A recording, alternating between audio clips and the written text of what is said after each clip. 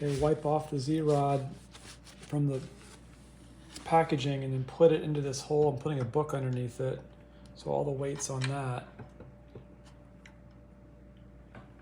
And it doesn't want to go in. Let's see. There. Okay, it went in pretty hard there. And you want to make sure the rod's all the way in there on the side, on both sides. Okay, we're going to put these on here. Let's put this down.